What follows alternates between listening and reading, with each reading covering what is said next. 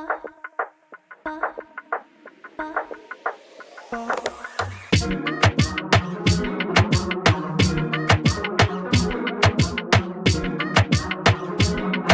back. This is another episode of Emotional Nightmares. My name is Tyler. I'm Nicole. Bear with us. We changed the set around, so these lights are a little crazy, out of control.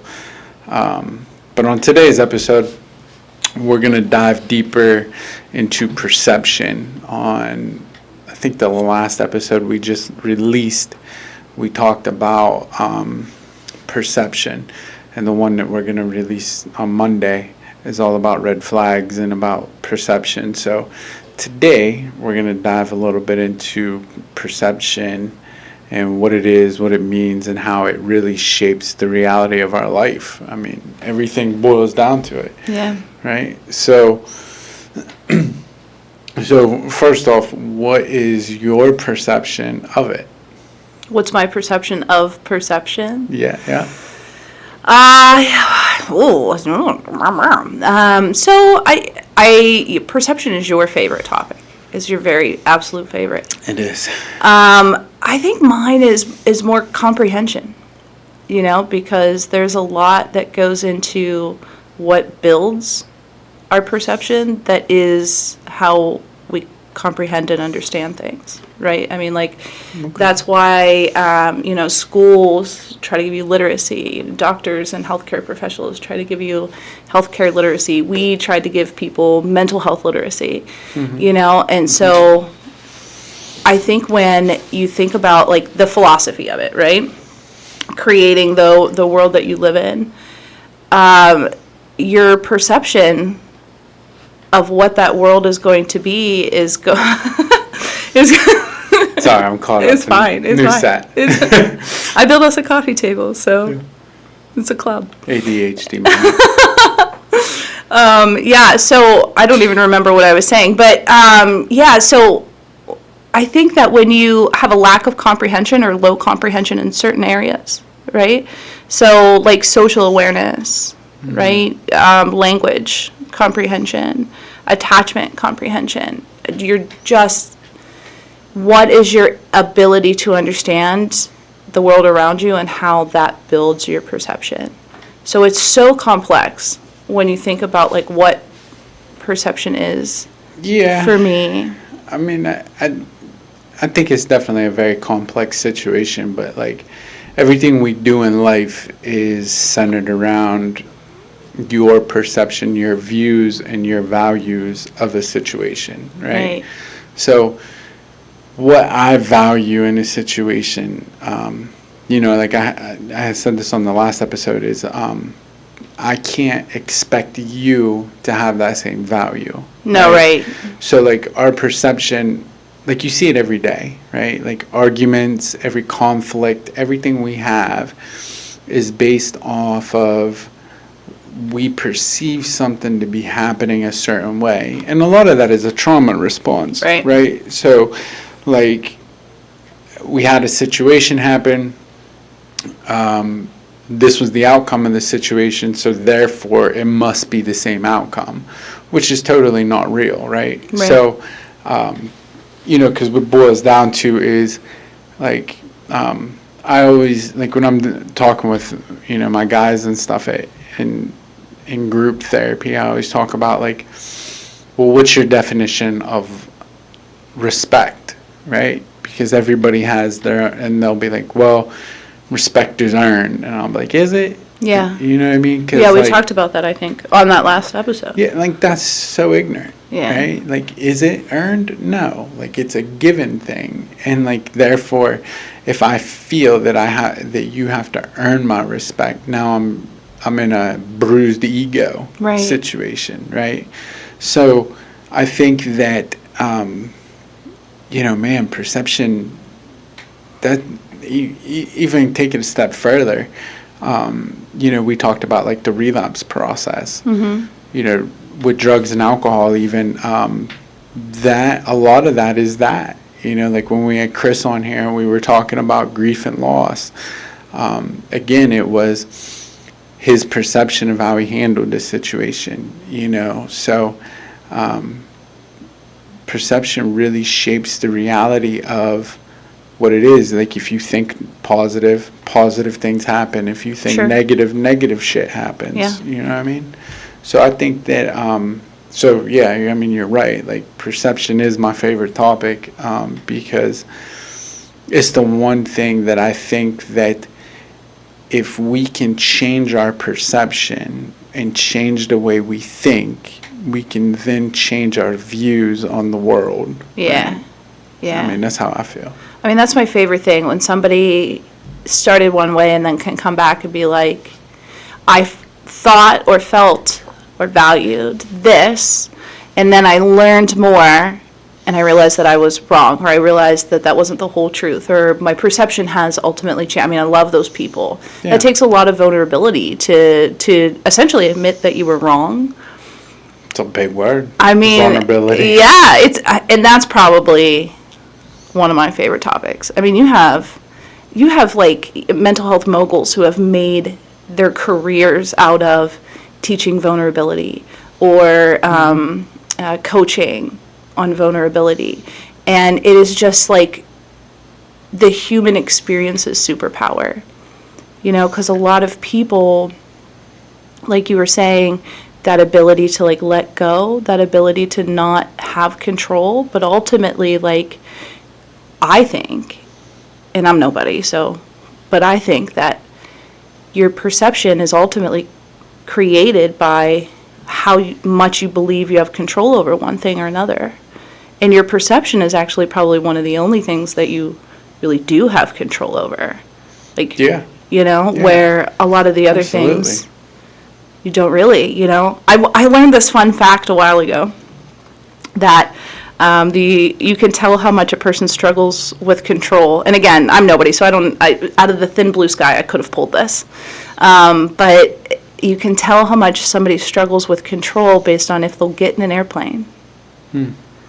Because an airplane, like, you're not the pilot, you are very high up. You got to do the whole gas mask first thing.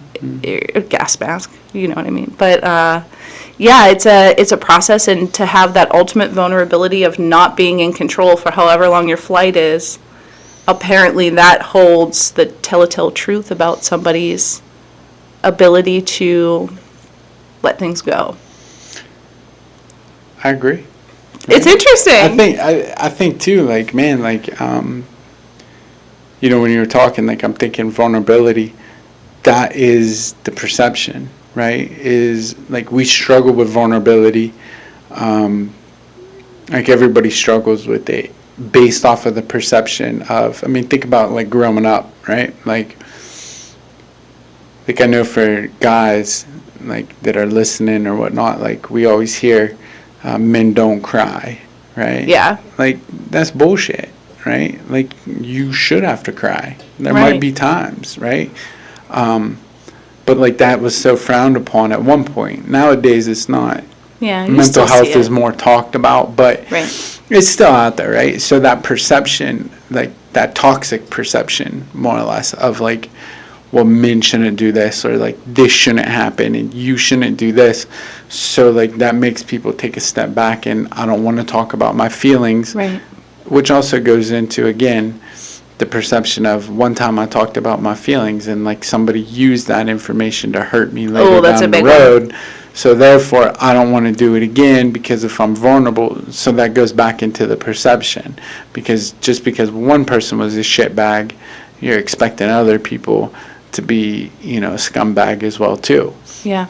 When it's really not that reality, right? So, I mean, it really is the shaping of our whole reality. Like, Yeah. how you live your day-to-day life. Like, you'll hear people, my favorite thing with it, like, I'll always have my clients, I'll be like, well, how many of you, like, I'll be like, how many of you are in a relationship? And then I'll be like, well, what about if your girlfriend's phone goes off at, like, 12 o'clock at night? And they'll be like, oh, better not. Like, Right. Da-da-da-da. And I'm like, but why? We're bringing up all the stereotypical. Yeah, right? Like, it's crazy, because then I'm like, but the reality of it all was, it's okay for that to go off. That phone conversation isn't for you. Your perception is telling you that it's something evil, right? It's something bad.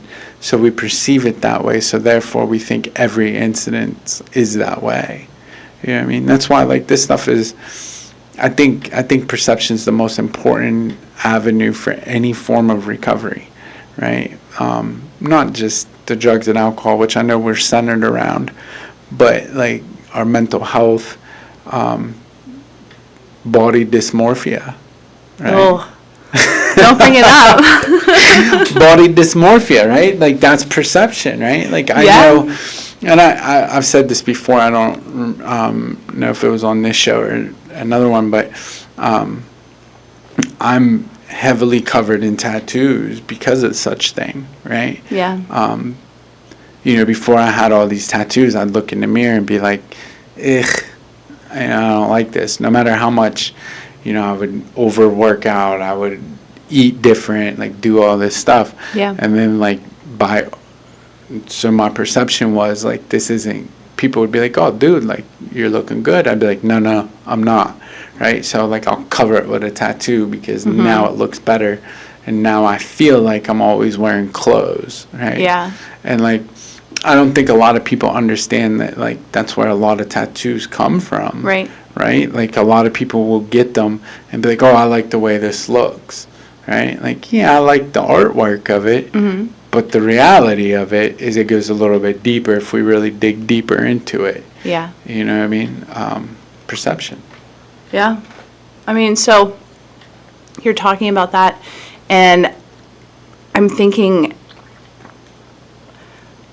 when you have these people that are just so reactive, right? Why, like, what is the distress? Like, humans are interesting little creatures, aren't we?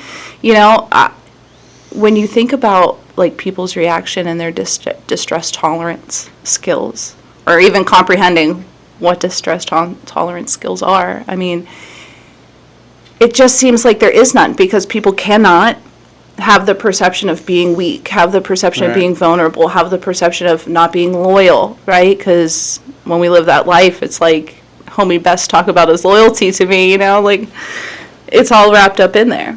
So, which is funny, right? Because like, our definitions are different, right? So, God, man, like, that's the biggest conflict issue, even in my life, right? Like, where it boils down to, like,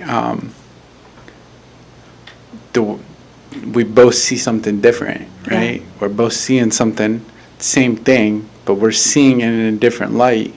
So, like, conflict arises, when in all reality, the message is the same, the outcome is probably the same, what we're looking at is the same thing, but, like, we'll have conflict in there because it's like, well, no, like, it should be this or it should be that. You know what I mean? Like, all conflicts are miscommunication and perception. Yeah. Right? Like, any argument I've ever had, I promise you, was because of that, right? And because, like, let's be honest, it's because sometimes you don't want to step back and say, maybe I'm wrong. Right?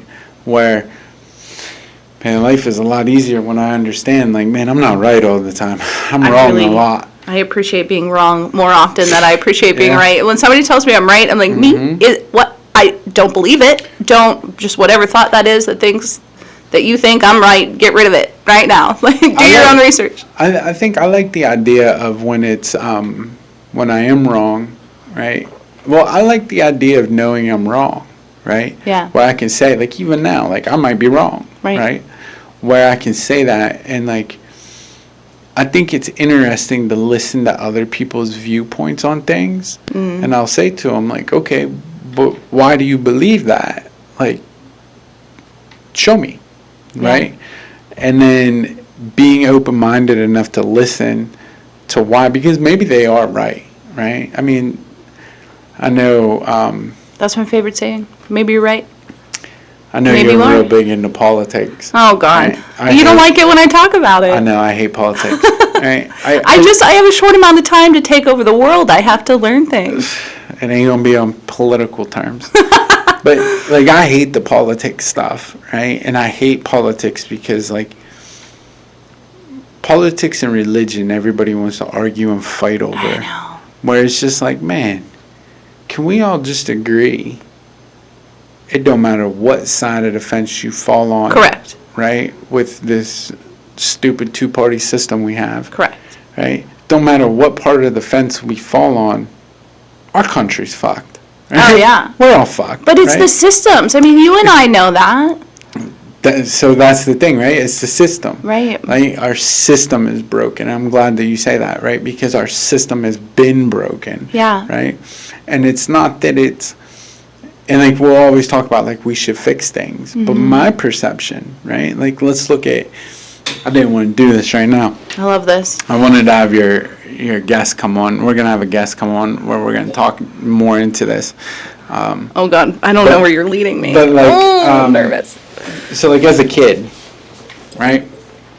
As a juvenile, our perception really, like, everybody's perception was, in them times, send them to this juvenile placement. Are you talking about my very best Irene? Yeah, maybe. Okay, shout out to my friend Irene, because she's a doll baby. But, like, back in them times, like, everybody would say, okay, well, like, these kids are bad kids and send them away. Nobody ever, and I've said this a million times, everybody would always say, what's wrong with you? Correct. Nobody stopped to say, hey, what happened to you? I mean, why are you reacting this way, right? So, and that's what people say about my son. Like, you know, even my daughter, who's really struggling right now, and, like, we can't get her in for an evaluation because wait times for these things are so long, right? And we'll be in public, and she'll literally be eating her shoe and, you know, who knows what else, spinning in a circle on one foot at the same time. Right. And people are like, what's wrong with your kid? And it's like, what's wrong with you, my Holmes? Like, what's wrong? That's why, like I had just learned, well, hold on. Yeah. Let me go back so I don't get off topic. This is one of our favorite topics. Because I had just learned about this puzzle piece, and I'm going to go on a tangent about that. Yes. Because I hate that. Now that I understand it. So the autism puzzle piece? We'll get there in a minute. So anyway, so, like, the perception, right? So, like, when I was a kid, right, like, I went to a juvenile detention center here in this local area. Yeah. Right? So I'm in this center, and, like, I remember at least the first week I was there, right? Mm-hmm. I don't know what to do, right? And at this time, like, you know, like, I'm doing these alternative school stuff and everything, but I'm at this juvenile detention center, and I don't really know what to do, and I'm just kind of like, I'm a kid, man. Like, explain to me what you want me to do, right? Right. I dropped a pencil, right? So I'm like, hey, can you give me my pencil? To the kid in front of me, right? This drill instructor ran across the room, grabbed me by the head, slammed my head through the wall, right? That's beautiful. How the hell was that teaching any child to do anything? All that taught me, and I remember being there, it was like 3-4 years in, where I'm like, dude, the only thing this juvenile the only thing that you have taught me is how to run faster, how to be stronger, and, like, now, like, I'm over it, right? And like, I ended up getting into, like, a couple restraints, and that day I was just having a bad day, right? But, like, it's another one of my favorite topics, child restraints. But why, right? Like, that's the other thing. So I remember laws are so backwards. I have this day, right? 4 or 5 restraints I'm in. Finally, this one drill instructor, Ludwig was his last name. Oh, right? Boy. I love him. Love him to death. Oh, great. Okay. He was the only one, him and there was a guy, Staff Sergeant Lucas, right? So these two come over, and they sat down, and they're like, dude, why are we doing this? And I'm like, I don't know. Like, I said, it's a day. Like, I don't want to be here. I don't want to do this anymore. I'm over it, right? Right. They didn't try to restrain me. They didn't fight with me. In fact, they took me over to the chow hall so we could eat, right? That's right. And, like, food fixes nearly everything. Absolutely, right? So they sat down, and, like, we talked about why I'm really struggling. And there was a deeper issue, right? It was an issue, like, I was having problems with, I wanted to see my mom, like bigger issue. And like, I was just pissed. And like, finally it was, what was wrong, right? So now I look at the system now. How in the hell does anybody think this is working? Mixed reviews. I have so many. You find a diamond in the rough every now and again. So the restrictions that I beat up your child and not work. Humans are both my favorite and my least favorite animals. I believe that I am just from outer space, and I am an alien, and that's why I don't fit in, mostly. But, like, the things that I learn in crisis training for adults, the things that we learn about laws and behaviors and restrictions on what we can do as inpatient mental health professionals, right? Yeah. Putting our hands on somebody. I better have a good reason. And there's been a ton of times where I've just kind of let people punch me because, like, so many different feelings. Like, there was one person that ended up hitting me, and I was like, you know what? They know me. They feel comfortable with me because they are not in a correct psychological state of mind. And, like, the fact that they could somehow bring a loose association to me to get that close. Yeah. You know what I mean? Now, I made some mistakes to allow them to get so close, but, like, the police come to talk to you afterwards, right? Inpatient mental health, the police come talk to you afterwards. Would you like to file charges? The answer is no, not never. No, not ever. Yeah, you know? Would you? Well, there are some times where I'm like, yeah, like we had, like a couple years back, we had a terrible incident on the unit where, COVID had shut down, so the jails had shut down, and they didn't know what to do with some people, so they brought a guy in who was already being arrested on attempted murder, should have never landed on our unit, ended up, like, really getting behind and strangling somebody. Well, and it was not cool. I mean, that's a little different. It's a little different. But I mean, like, those are the things that So I gotta have a good reason, and 90% of the time, it has nothing to do with me. It has nothing to do with me, and I don't care what you want to call me either. You call me something that's not my name, great. Yeah, I don't care. You know what I mean? Because I'm here in that situation to be a professional. And then that's my value that I have, though. Like, that's the perception that I have is, like, in those moments, I'm there for that person, right? I have the ability, right, thank God or whoever you believe in, that I even have that ability. The amount of drugs that I put into my system or mixed together or situations I put myself in, I mean, like, I'm honestly lucky to even be sitting here.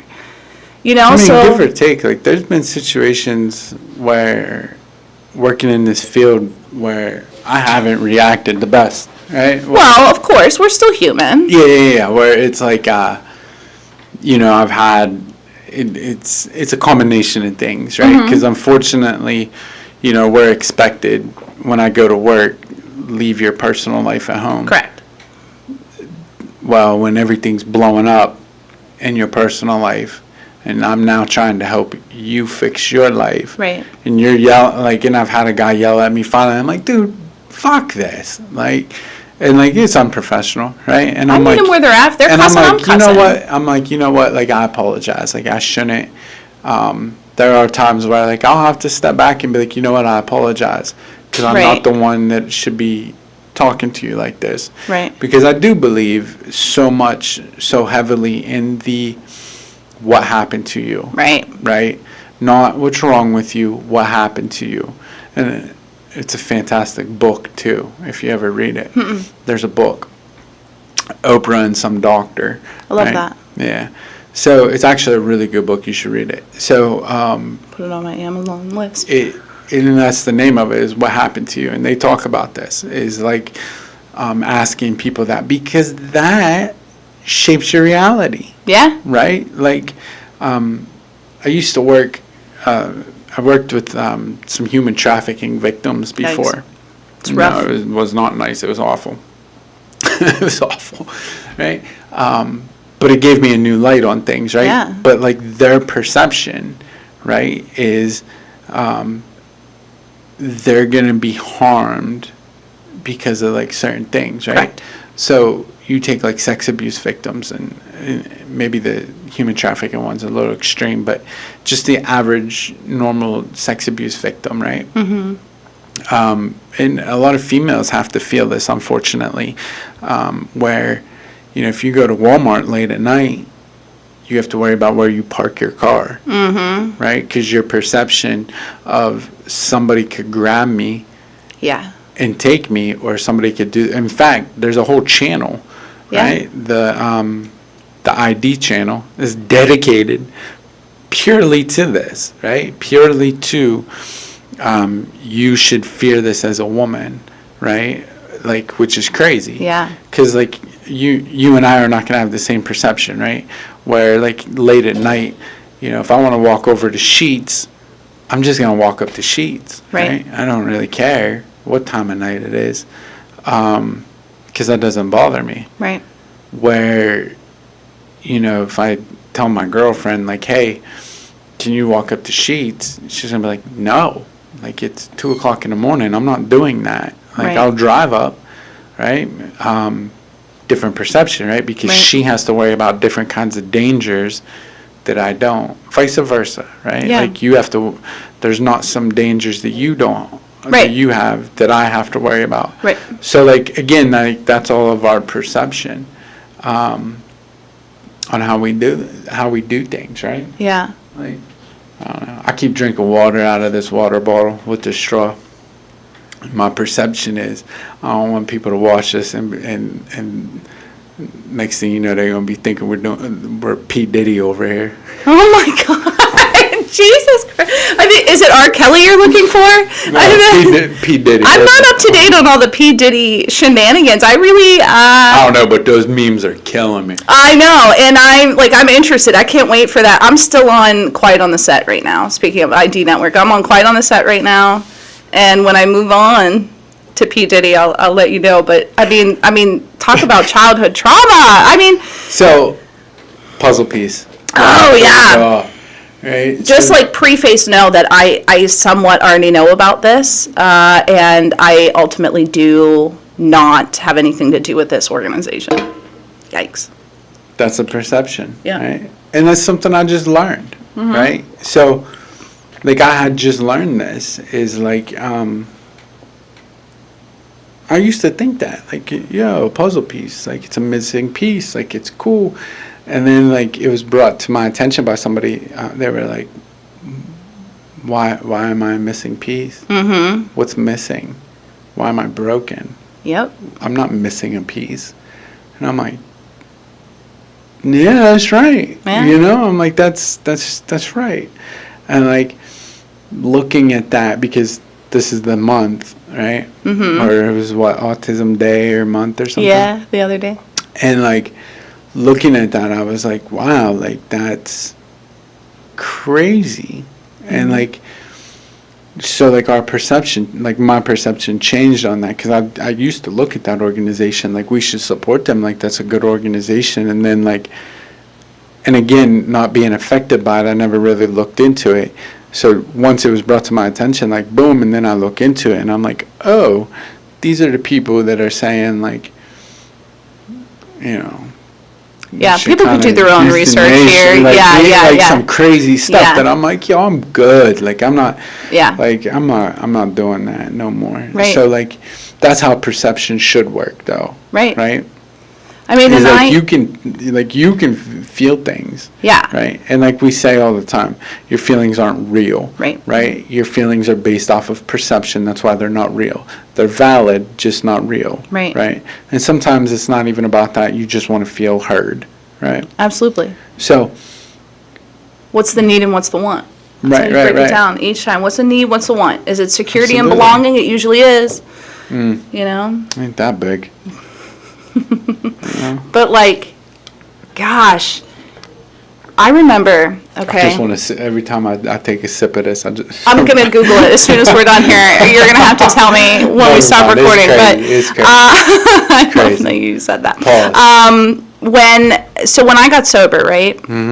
I remember each of the most impactful. I keep hitting this. Employees that helped me. Like, I remember who was at the hospital with me. Fact. You know, like, I remember waking up, because I was just kind of dropped outside the ER, and I remember, like, coming to in a med detox bed at Mercy Hospital, and there was this same psych guy there, and he was like, "Oh, Nicole, you're being rough right now." I'm like, "Oh, I don't want to do this anymore." Like, he's actually changing my diaper for me right now because I'm so out of it. I have so many other chemicals inside me from them trying to help me through this. I can't get out of this. Detox was always fun. Right? I can't get out of this bed. I'm in a physical hospital. Like, and that's what made it probably nicer than any other time, is because I was in a hospital where, like, you know how it is at detox rehabs, which I appreciate that process, right? Like, make it hurt a little bit. You got to be uncomfortable a little bit for any sort of change to happen. So, like, I'm fine with how rehabs do it, honestly. I know, We're not doing that no more now. Like, that's bullshit. I hate it, right? Because, like, nowadays, like, I remember sitting in detox, shitting, pissing, and puking on myself. Yeah. I'll never forget it. Right? Right? And no nurses around in there. Now. No comfort meds, really. And, yeah, comfort meds. Now it's like we baby them, right? Oh. And it's like, you know, oh, here's a blanket. Here's this. You know, I remember. I'm going to give them a warm blanket. Yeah, I remember sitting here, like, pissing and shitting on myself. Literally vomiting in my hair. I'm like, I need to take a shower. Yeah. And, like, the nurse just looked at me and she said, "Why? You're just going to keep doing it." She's like, "Just go sweat it out. You'll be fine. You can shower when you're done." Did you get sober at Turning Point? Yeah. Yeah. So, I'm like, that story sounds familiar. I was like, whatever. And I went and I did. I just curled up in the bed. Right. And stuff. The only thing I like about it now is we have a detox for meth, right? There never used to be one. Because, so different. Like, you're not physically detoxing from it. But the psychological damages are things that I have never seen before. You need to go to bed, right? Yeah. So, like, that's cool. It's like now we have the detox for, all right, man, come go to bed, right? Because, like, man, that shit's really killing people. Honestly, I never touched it, and I'm very thankful for that. Oh, boy, I've just always been so hyper, and I'm that person that's like, "What's wrong with you? Yeah. You're a bad kid. Can't you act like a good girl?" You know, like that whole thing. That was me. Sit down, be quiet, stop touching. That was me. And so when meth was introduced to me, I was like, nope, don't want that feeling. That doesn't sound like something that I need. Oh, man, I think I need the opposite of that. Yeah, I went off to the races. But, like, I didn't have an impulse control, right? Because that's another thing with a lot of this is, like, a lack of impulse. Or an overaction of impulse. I have a friend of mine that often reminds me of the times that we were in school, because I didn't really go to school that long. Sure. Before I was shipped out of there. But, he reminds me of, like, I remember, like, you just jumped out of the back of the bus one day, and I'm like, yeah. He's like, why would you do that? And I'm like, I don't know, man. Sounds like something. Like, I was sitting there with my cousin, and my Cody, he's passed away now. And Cody was like, bro, just jump out of the back. And I'm like, yeah, you're right, Because the bus driver was like, I'm going to turn around. Cody's like, dude, just jump out the back. Okay, right? And, like, that lack of impulse, right? I just did shit without thinking. And I think that's where a lot of our addictions come from. Yeah. And perceptions, right? The perceptions of things, like, when we just do shit, and it gets us hemmed up even worse than where we were. Yeah. You know? Well, like, so I got sober, right? And the people were wonderful at Mercy. I'm burning. Honestly. But then I went to Turning Point, right? And so I think I spent like 112 days at Turning Point that last time. And I remember, like, when you go into rehab, you're trying to, like, soup yourself up. You're trying to be, like, you try to fit in the best you know how to do, and we're all just strung out peacocks. So, you know. So I was doing my things, and I remember Miss Jeannie And so if you've ever been to Turning Point and had the pleasure of meeting Miss Jeannie, I mean, I think at the time that I was in Turning Point, she was 89 years old, maybe. Yeah, the alligator. Oh my God. Yeah, well, for me, it was a boom chicka boom. Oh, yeah. And if you didn't boom chicka boom, you were boom hitting the street. She didn't give not two shits about you. Yeah. Oh God, I love it. Well, she heard me running my mouth, and I would always wear this like crazy makeup and wild clothing, mostly that I stole because like that's, you know, because I was homeless before I got in there.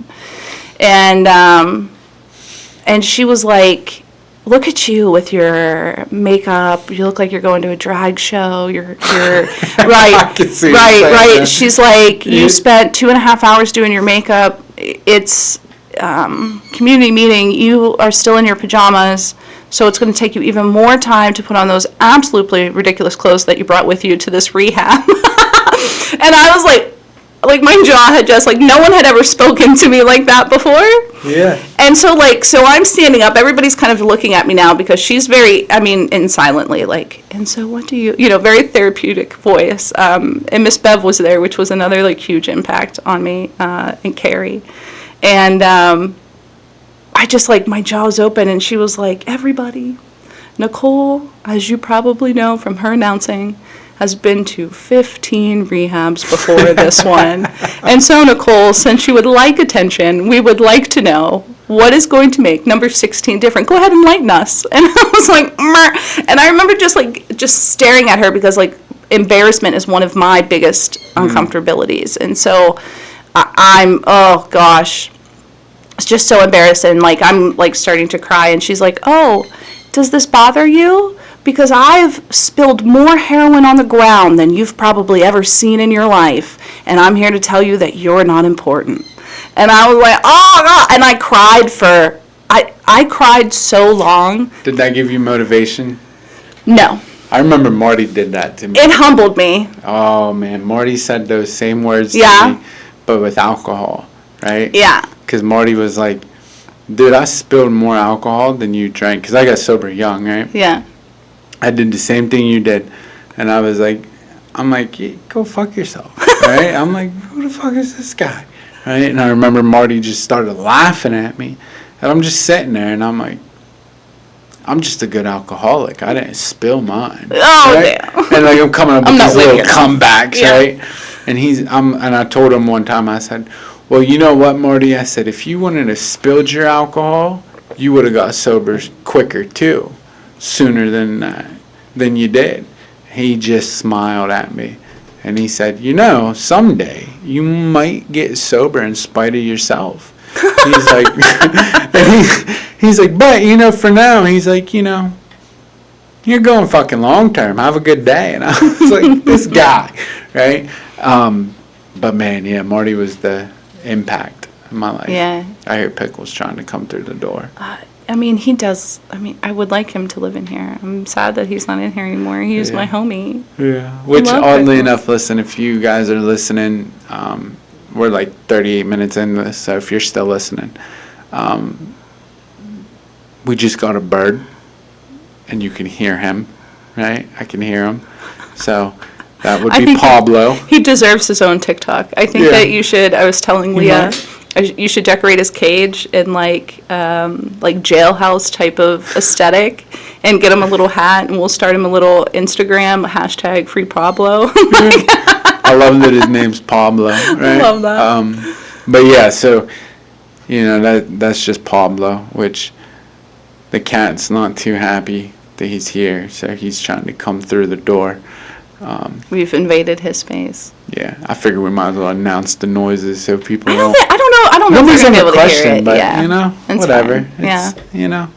Yeah. So, but with that being said, though, it is 38 minutes long. We're going to try to keep these one-on-ones short. And to be honest with you, all I'm going to do is go change my clothes, and we're going to record another one. I think that we should really go back to that system conversation that we were having, because it is my favorite topic. Put it on your note card. I have lots of things on my note card, and Put it on your note card. I didn't talk about any of these things. I was so organized. Well, let me go change my clothes, and we'll record another one, and we'll talk about it. Yeah.